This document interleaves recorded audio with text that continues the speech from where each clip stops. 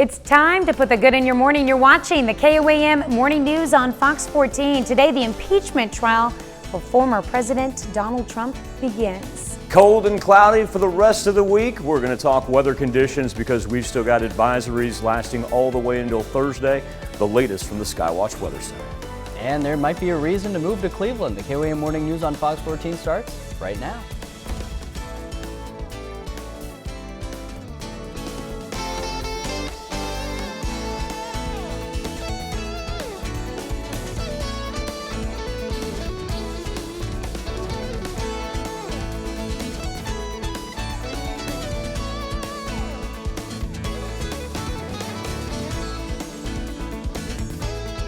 Thanks for joining us for the KOAM Morning News on Fox 14. I'm Tanya Bach. More cold temps and wintry conditions are forecast throughout the rest of the week. Rough weather conditions have led some area school districts to close today. Those include Joplin and Pittsburgh. For a full list of school closures and road conditions, head over to our website at KOAMnewsnow.com.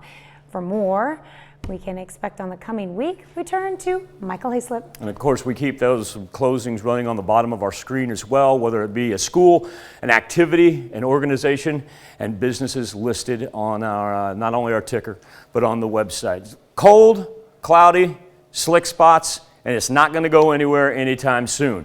Winter weather advisory for Southwest Missouri, Northwest Arkansas extended this morning for the next 48 hours to Thursday at 6 a.m. A frigid Freeman Health System sky camera with a temperature of only 13 degrees, and now we've seen Joplin's wind chills slip below the zero mark down to -1. Now these are actual temperatures ranging from about 9 to 20 degrees. That's as good as we've gotten. We're not going to have much of a warm up even after sunrise at 7:13. We've dropped down to 1 below in Webb City and Carthage. We've consistently been at 4 below for Yates Center and Iola. Pittsburgh sitting squarely at 0. Now the heaviest snow has moved off on the other side of the Ohio River Valley up to the northeastern portion of the United States. But this is the dangerously cold area. They've got wind chill warnings and wind chill watches ranging from really about northern Missouri all the way through the Canadian border. And the ice that's causing those slick spots that began to pile up once again last night, early this morning, no chance for it to melt off. 20 degrees is about as good as we're going to see, and that north wind is what's causing that 13, 14 degree difference between the temperature and what it actually feels like. Now we get a little bit of an afternoon break. Snow and ice can't go anywhere, but at least it's not coming down. That changes tonight into Wednesday. We begin with additional freezing rain along and south of I-44. Wednesday, we get snow in the central, and then another band rolls through the northern part as more additional freezing rain continues into Wednesday afternoon. So it's not planning on much improvement for our roads because we're hard pressed to even get close to the freezing mark. And then look at these overnight lows as we head into Valentine's weekend. Tanya? All right, thanks, Michael. While several four-state schools closed down yesterday because dangerous road conditions, the Miami School District initially decided to stay open. Miami School Superintendent Jeremy Hogan says yesterday morning he felt comfortable that the school district could get students to class safely. Once the weather took a turn, so did that decision. Later that morning, Jeremy issued out an apology and allowed parents to pick up their kids at any time in the day to make up for any issues that came from bringing them to school. No, I apologize. You know, it was a mistake today. Unfortunately, if I could roll back time multiple hours, we wouldn't have had school today. But we did, and we worked to ensure they were safe in the school buildings, and if we could get them home earlier in a safe manner, we worked to do that. Now we want to mention Miami has canceled school today.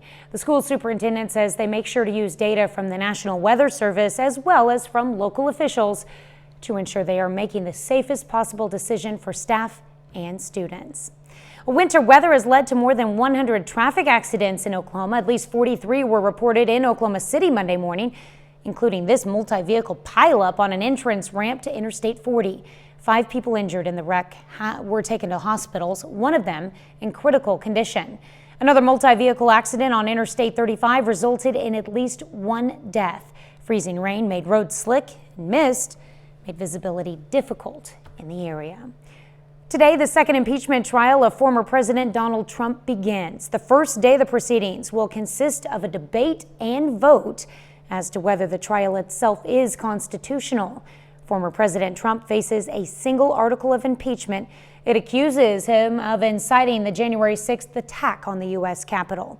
A 2/3 vote is needed to convict and bar him from future office.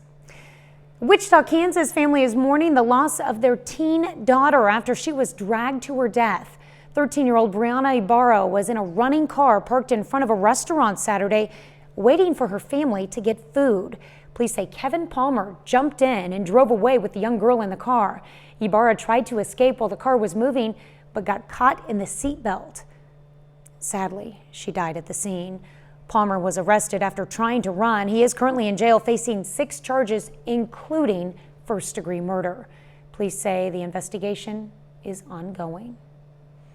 Authorities in Nevada, Missouri arrest 2 suspects in an early Saturday morning raid looking for drugs at a Nevada motel. There they found this evidence, about 1/4 pound of meth, money, and a handgun, among other things. Authorities also arrested 2 people during the raid. Those suspects are 30-year-old Emily Collar of Nevada and 35-year-old Joshua Stone King of Independence, Missouri. Both are charged with second-degree trafficking of drugs and delivery of a controlled substance. Stone King is also charged with unlawful possession of a firearm.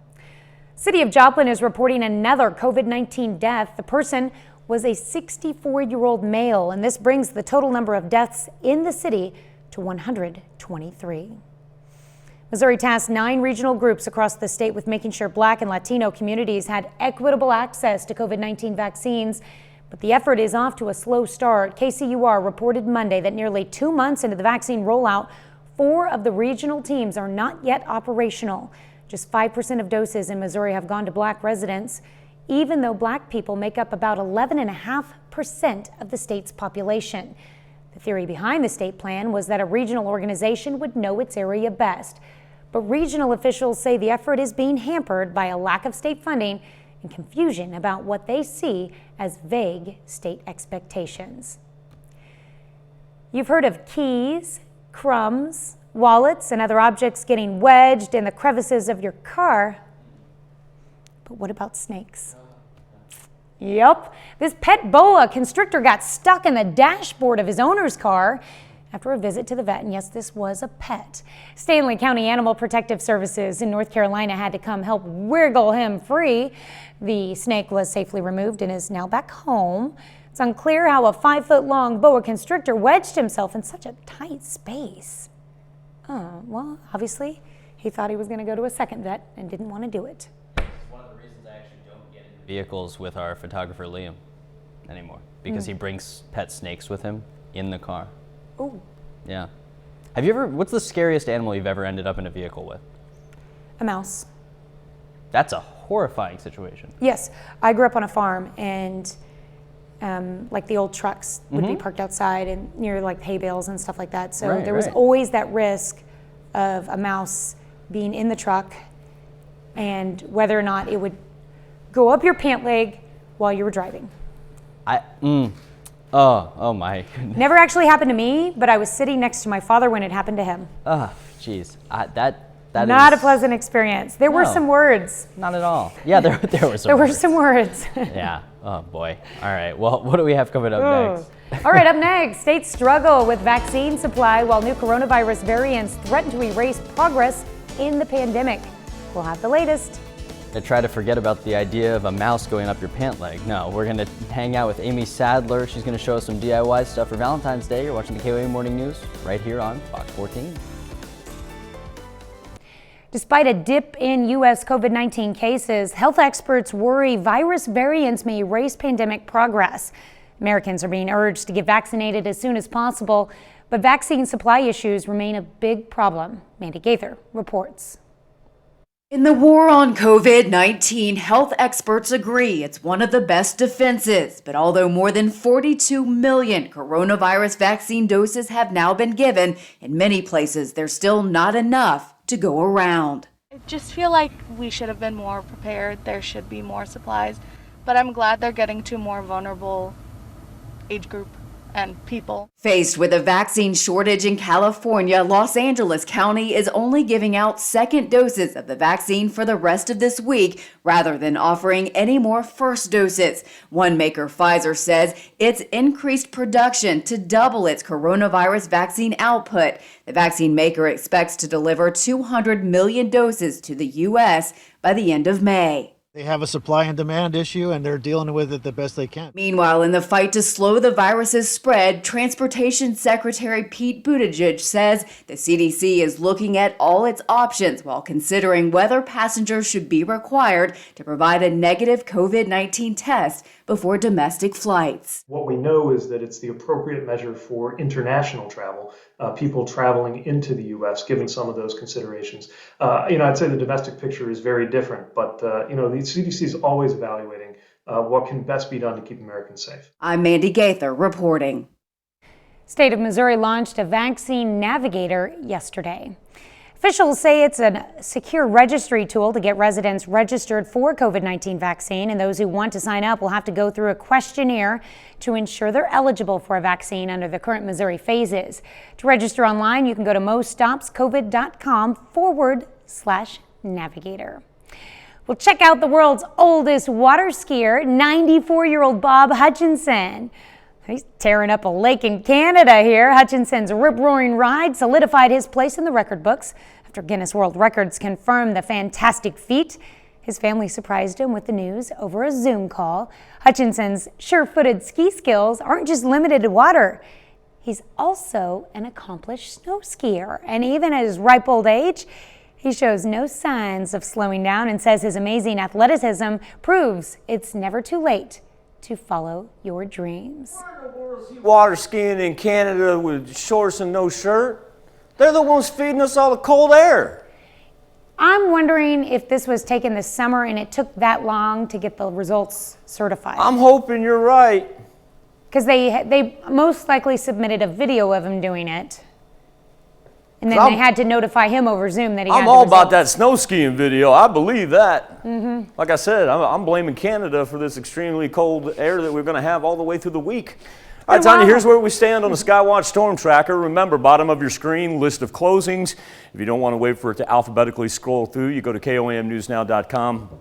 And that's also where you can find road conditions. And we need to keep apprised of the road conditions because these are the storm reports just from the last 12 hours alone as we continue to pick up the ice accretion. Just think about that as ice accumulation, how thick it is. They're on the ground. Last one that came in out of Jasper County was 1/10 of an inch.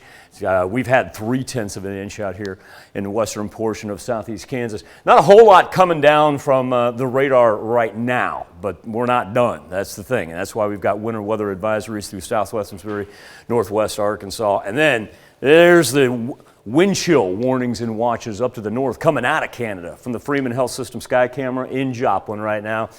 Temperature of 13, everybody below the freezing mark, ranging from about 9 to 19 degrees. And then we've got negative wind chills that have spread, a whole bunch of 2s right now in Nevada, Stockton, and Lamar, Webb, and Carthage down to -1.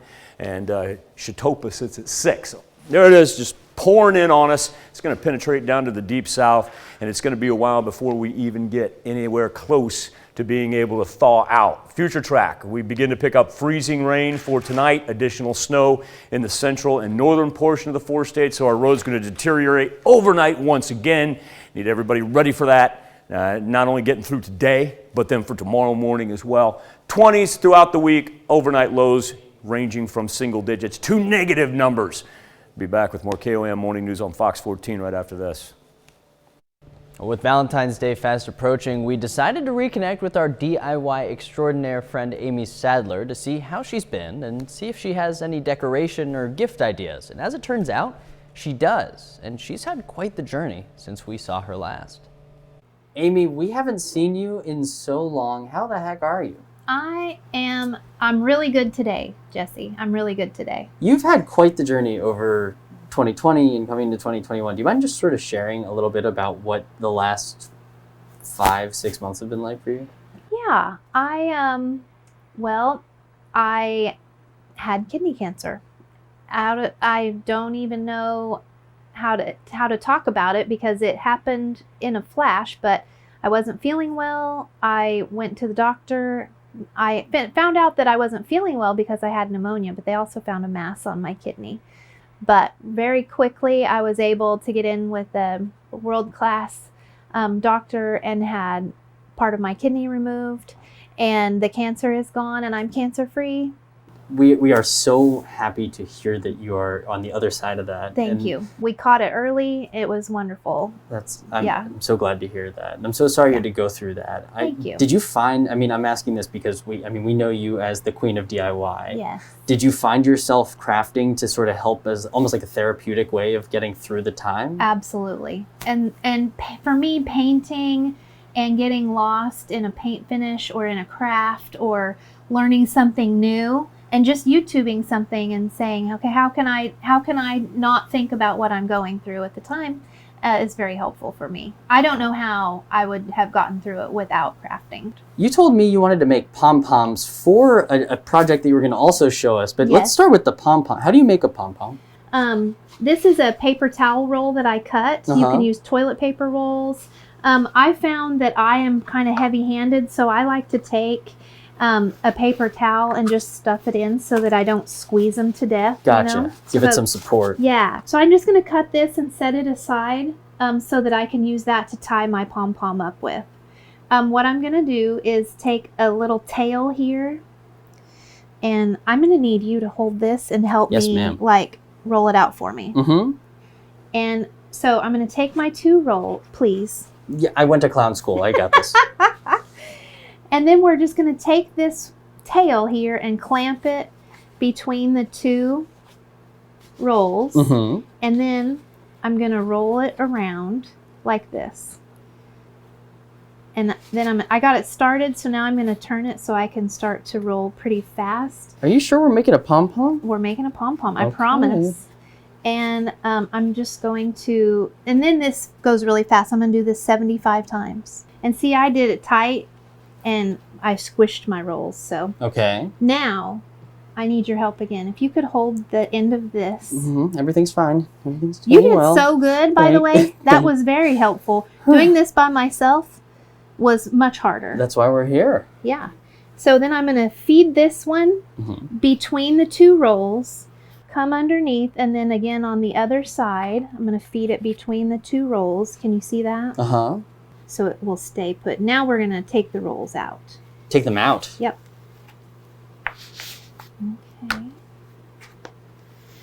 And then take some sharp scissors, and I'm going to clip these so that we're not attached anymore. Okay. And then you're going to take into your loops and just start cutting your loops. Okay. On either side. Yeah. So you've got a good start there. And then shake it a little bit and kind of see. Yeah, there you go. It makes a total mess. Yeah, you're right. that's okay though. But look how cute it's coming. Yeah. So then you're just going to keep cutting your loops, and then you're going to trim around just like a haircut to make sure that they're all even. That's really neat. That's how cheerleaders do it, you guys. That's really neat. And we're so happy to reconnect with Amy, and we're even happier that she's had such a quick recovery. You know, later this morning, we'll show you how Amy suggests that we use those DIY pom-poms, and we'll be right back after this.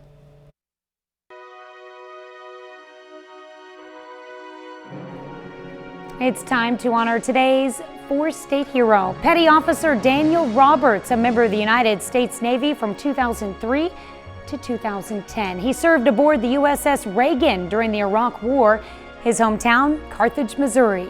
We are proud to salute Daniel Roberts, our four-state hero. Joplin city staff come up with a master plan to upgrade and possibly even expand on Joplin's many parks, and they'll soon be presenting it to the city council. KWAM's Mike Mahoney spoke to Joplin City Manager Nick Edwards about the park plan's major goals. The city of Joplin says it has one of the largest municipal park departments in the entire state, and city management believes growing and maintaining those parks is integral to improving life in Joplin. Parks in this day and age are seen as an economic development driver. We need to make sure that we've got something that is a destination for Joplin so that we're attracting others. After receiving input from Joplin residents, the park plan's authors zeroed in on 5 main goals they think will improve the city's park systems. They include prioritizing safety, educating the masses, cultivating health and wellness, improving connectivity, and developing destinations. One of the big themes in the Parks Master Plan is this idea of creating more destination-like parks. A lot of our parks could stand to have a good upgrade. There are other amenities that the community wants, such as some trails and connectivity efforts. Attracting visitors and new residents is the goal of every growing city. But city officials say the parks plan was also developed with Joplin's 50,000 residents in mind, which is why a big part of the plan is keeping those parks many Joplinites have grown up with in tip-top shape. There's also some kind of infrastructure things that we need to address with your traditional lighting or security systems and things that we need to do to protect our parks and protect our citizens. There's a whole lot more to the 159-page Joplin Parks and Recreation Roadmap, which is meant to guide the growth of the city's parks for the next decade. You can read it in its entirety by checking out this story on KOAMNewsNow.com. In Joplin, Mike Mahoney, KOAM News. The Parks Master Plan was going to be presented to Joplin City Council last night, but that meeting was canceled due to weather. Another half hour of news and weather just ahead. Coming up on the KOAM Morning News on Fox 14, harvesting indoor light. Flipping on a light can do more than brighten a room. I'm Ian Lee with a powerful discovery from scientists. And we've got more DIY with Amy Sadler, plus we've got a What the Tech segment for you. You're watching the KOAM Morning News right here on Fox 14. We'll be right back.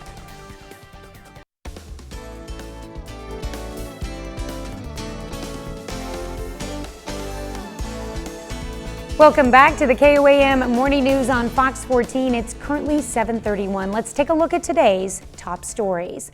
Wichita, Kansas family is mourning the loss of their teen daughter after she was dragged to her death. 13-year-old Brianna Ibarra was in a running car parked in front of a restaurant Saturday, waiting for her family to get food. Police say Kevin Palmer jumped in and drove away with the young girl in the car. Ibarra tried to escape while the car was moving, but got caught in the seatbelt. Sadly, she died at the scene. Palmer was arrested after trying to run. He's currently in jail facing 6 charges, including first-degree murder. Police say the investigation is ongoing. Authorities in Nevada, Missouri arrest 2 suspects in an early Saturday morning raid looking for drugs at a Nevada motel. That's where they found this evidence, about 1/4 pound of meth, money, and a handgun, among other things. Authorities also arrested 2 people during the raid. Those suspects are 30-year-old Emily Collar of Nevada and 35-year-old Joshua Stone King of Independence, Missouri. Both are charged with second-degree trafficking of drugs and delivery of a controlled substance. Stone King is also charged with unlawful possession of a firearm. While several 4-state schools closed down yesterday because dangerous road conditions, the Miami School District initially decided to stay open. Miami School Superintendent Jeremy Hogan says yesterday morning he felt comfortable that the school district could get students to class safely. Once the weather took a turn, so did that decision. Later that morning, Jeremy issued out an apology and allowed parents to pick up their kids at any time in the day to make up for any issues that came from bringing them to school. Miami has canceled school for today. Areas of freezing drizzle and mist along with plummeting temperatures moved across the state Monday morning. Counties north of I-40 in the west, north of I-44 in the east, including the Oklahoma City and Tulsa metro areas, are experiencing extremely slick highways, interstates, bridges, and overpasses. Drivers must slow down and use extra caution on elevated surfaces. Black ice is causing hazardous conditions across the northern portions of Oklahoma. Motorists are discouraged from traveling if possible. Well, in addition to the current deteriorating road conditions, the Seneca Area Fire Protection District is reporting Highway 10 west of Missouri 43 is closed, as well as Highway K east towards Racine due to numerous slide-offs.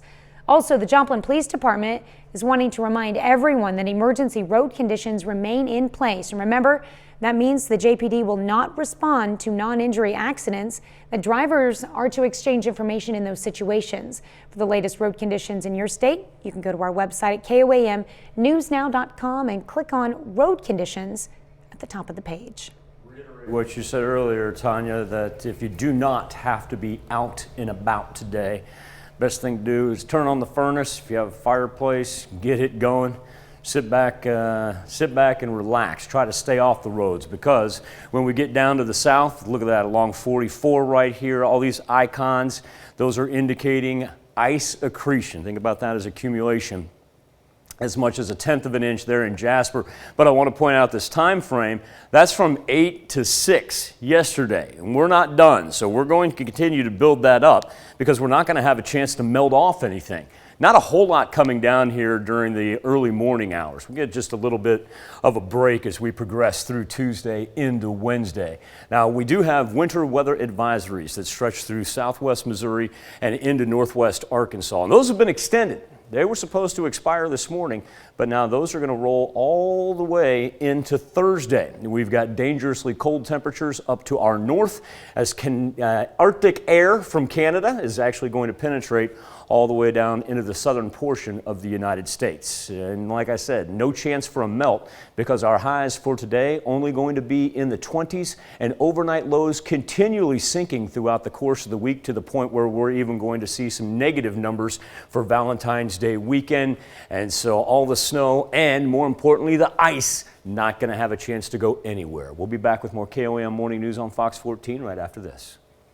KOAM News Now Facebook page and our morning Insta poll. There's a new poll that found out just 16% of Americans believe democracy is working well or extremely well. And nearly half of those polled, it ended up being about 1,055 people.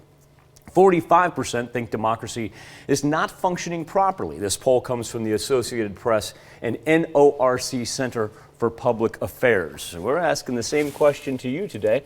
We'll begin with Tracy Lee, who says it was working well until the lifelong politicians decided to divide the country so they could more easily rob we the people. Cinda Richardson says we have a brain-dead puppet dictator. And Robert Myers, he says our country is broken. Biden knows he is a puppet with a pen, constantly said that President Trump's executive orders were from a man who is acting like a dictator instead of a president. Biden turns around and signed 42 executive orders in 10 days. Once again, KOAM News Now Insta poll, kind of mirroring that right now, because we've got 75% that say completely broken, as compared to 10% that just say well or extremely well. Now back over to Jesse in Studio K.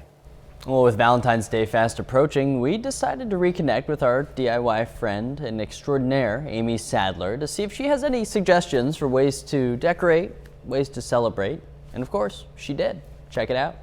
This is wonderful. We're here in the she shed.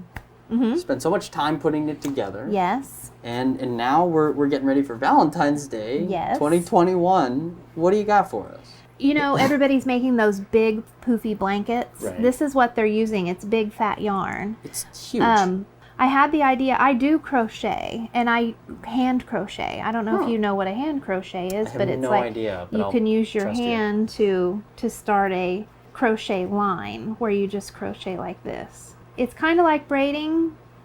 Pull it like this, and you can That's impressive. Okay. kind of like braid with one strand. Right. But I thought, well, what am I going to do with one long braided strand of fat yarn? So I decided I was going to make a wreath. Would you hold that for me? Absolutely. Okay. And so let me think how I practiced this. I put it around my hand like this, and I take the end and pull through. And see there, I'm wrapped around. And by the way, this foam wreath is from the Dollar Tree. So you're bringing it around, and then you're feeding it through the loop that's Through created. the loop, and you can go on either side, a top or on the bottom. And then as I get a little further, it looks kind of janky, so I can just pull it together, push it together there. And so see, it's wrapped around. Yeah. It starts to really look nice. Once you have more of it Yes. together, it actually, I mean, it's more organized than it looks initially, because you see the pattern with it. You know, hand crocheting is something my grandma crocheted, so as she would crochet, I would just kind of take some yarn and watch what she did. Of course, she was a master at it, and I am not, but at all. So once you get toward the end, what are you looking at in terms of tying it I'm off? just going to tie it. So like right here, I have a loop, and I will probably take my loop and tie it. This was the end that I tied to start with, and I'll just tie it off. Cool. And then scoot everything together. And then I have one that I finished in the cream. And you remember I was telling you about the pom-poms? Oh, look at that. Isn't it cute? Wow. So I'm gonna make several more pom-poms and add them, but I just thought it was an adorable. It's really fun. It makes a house a home. It's one of the many Yes. crafts that you've done that sort of make things a little warmer. Yes. Well, we will have this segment with Amy on our morning show page at KOAMNewsNow.com, and we'll be right back with more after this. 1/3 of small businesses in America say they will not survive without more COVID-19 aid from the federal government. The startling statistic is part of a new report from the Federal Reserve, which surveyed close to 10,000 small businesses from September to October of last year. At the time, 88% of small businesses said they had not yet returned to pre-pandemic sales levels. Some 90% of businesses also revealed they had applied for aid, including 83% who applied for a loan with the Paycheck Protection Program. About 3/4 of respondents said they received the aid they wanted, but roughly 30% also said they needed more aid in order to keep their doors open. Facebook is once again vowing to fight misinformation on its platforms. On Monday, the company announced several ways it plans to better combat vaccine misinformation. One is by making it harder to find anti-vaccine information on its Instagram platform. Facebook says it will also start showing links to local health websites instead. Delta extends its middle seat blocking policy through April. The airline said Monday it wants to ensure customers can continue to confidently plan and book their spring travel. Delta has been offering more space through seat blocking on flights since April of last year. It's now one of the only major airlines to offer this perk to travelers. Most carriers like Southwest, American, and United lifted their restrictions over the holidays. Well, if you're in the market for a new home, you may want to consider Detroit or Cleveland as an option. According to a recent report by Forbes Advisor, Detroit, Michigan is the cheapest city in the nation to buy a new home. Median listing price on homes in 2020 was reportedly around $59,000. Meanwhile, Forbes says the annual median real estate taxes are a little bit more than $1,200. If Detroit doesn't sound appealing, buyers can also consider Cleveland, Ohio. It's a little pricier. Median listing prices is double, sitting around $140,000. However, real estate taxes are still low and are around $1,500. Parents of a young investor who took his own life are suing Robinhood for wrongful death. Dan and Dorothy Kearns have filed suit against the trading app Robinhood in connection with the suicide of their son Alexander. The 20-year-old took his life after he was mistakenly told he had lost around $730,000 in a risky bet. Kearns tried to get more information but had trouble getting through to an actual representative. By the time Robinhood tried to notify him of the error, he had already killed himself. His parents say Robinhood is reckless in encouraging young investor signups without providing adequate support. We'll be right back with more after this, but first, let's take a look at the market prices before the opening bell.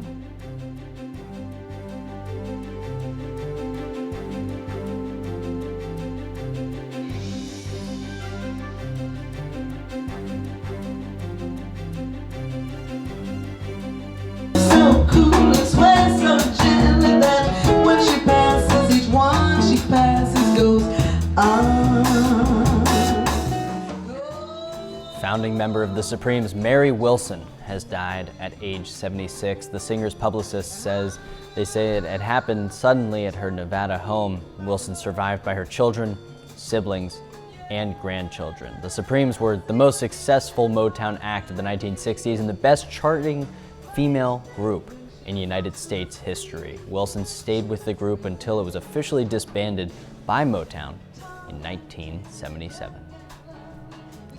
Well, as our homes consume more and more power, scientists are working on ways to save you some green while making your house greener. Ian Lee reports from London. The humble light bulb. It illuminates our homes so we can see in the dark. But what if it could do more? Scientists in England and China had a bright idea. To convert light that is found indoor, in our homes, in our public buildings, and so forth, into electricity. Vincenzo Petunia and Robert Hoy created devices designed to work like tiny solar panels in your home, to absorb light, turn it into energy, then power everything from remote controls to smoke alarms. You're saying that, the smoke detector alarm going off at 1 in the morning because the battery needs to be changed, that could be a thing of the past. Yes, exactly. The idea is for manufacturers to put the flexible miniature panels into electronics, from powering sensors that track packages or tell you when it's time to take your medicine, to devices that haven't even been invented. Scientists say this material is cheaper and greener to make. It could even be sewn into clothing. Say that you have your solar panel built into the clothing here, and maybe you have a smartwatch or a smartphone, your pocket here, for example, when you're using that solar cell to power that smartphone. So someday, in the not so distant future, to stay powered up, all you'll have to do is flip on a light. Ian Lee, CBS News, London. Researchers published their findings about harvesting indoor light in the scientific journal Advanced Energy Materials. That is super cool, Michael. And I feel like, the idea of mini solar panels, it feels, I don't want to say obvious, but it's for somebody to actually go and take something that we've now applied to, mass quantities, or, just like large quantities of energy. Starting to see a lot more roofs with them on here in the 4 states too. Yeah. I've noticed that in the past couple of years. Hey, go back to Mary Wilson really fast. Yeah. You realize she's not only a member of the Rock and Roll Hall of Fame, but also a New York Times best-selling author.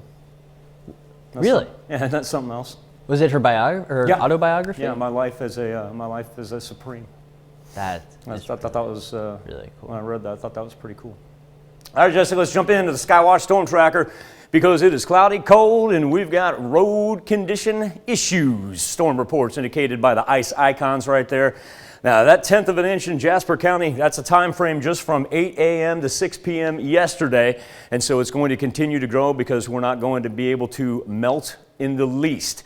There's our winter weather advisory throughout southwest Missouri and into northwest Arkansas, stretching all the way across the Midwest. In the north, dangerously cold temperatures with wind chill warnings and watches. Freeman Health System Sky Camera, obviously a frosty campus, only 13 degrees with a wind chill right now of -1. Temperatures ranging from about 10 to 19, and we have dipped as low as 5 below in Iola. We now see Carthage at 0. We're going to roll -1 in Fort Scott, Pittsburgh, and Webb City. There's the cold Canadian Arctic blast that's going to penetrate all the way into the deep south and not even close to any type of a melt, whether it be today or the rest of the 7-day forecast. The most important aspect is going to be more nighttime freezing rain in the south and then even some additional snowfall for the central and northern portions of the 4 states. Comes in late tonight right there and then lasts through the afternoon as an additional band skirts our far northern counties. But this is the problem area where the freezing rain will continue to grow. 7-day forecast. Temperatures continue to plummet down. Daily highs only in the 20s.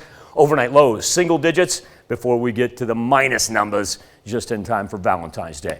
We'll be back. Wrap up this edition of the KOAM Morning News on Fox 14 right after this. Welcome back to the KOAM Morning News on Fox 14. Here's what's happening today. Former President Donald Trump's second impeachment trial gets underway in the Senate. The first day of the proceedings will consist of a debate and vote as to whether the trial itself is constitutional. Former President Trump faces a single article of impeachment. It accuses him of inciting the January 6th attack on the U.S. Capitol. The number of new coronavirus infections continues to decline in the U.S. Fewer than 90,000 were reported on Monday, down from January 2nd's high of 300,000. Experts say new variants could lead to another surge in the weeks ahead. The Senate has confirmed Dennis McDonough as President Biden's Secretary of Veterans Affairs. The 51-year-old McDonough becomes just the second non-veteran to lead the department. Let's check in with Michael with a final look at your forecast. The planner has temperatures only in the 20s today. The real key factor is not only the dangerous cold, but also additional freezing rain tonight into Wednesday, combined with snow for the central and northern portions of the 4 states. Remember, we've already got pretty dangerous road conditions. Let's be very careful out there because the ice, the snow, not going to be able to go anywhere Even the computer doesn't like it. It's gonna be, Skywatch weather. The Skywatch weather computer's like, it's too cold, Michael. I don't want to go forward with slides. Look at those overnight lows. My goodness. Watch the pets. Check on your neighbors. We'll take it. A months-long spotting of a beautiful spotted big cat is giving animal conservationists in Guatemala new info on how it lives. Jaguar. Yeah. The threatened jaguar population in northern Guatemala jungle area of Pitin is thriving. And conservationists are studying images from more than 100 cameras set up in the jungle last year to learn more about their movements. Obviously, they're not jerky like that. That's just the cameras. One park ranger says the jaguar population was living, quote, as if it were on a planet without humans. Few females were seen, but that's believed to be positive as pregnant jaguars often stay off the jungle paths.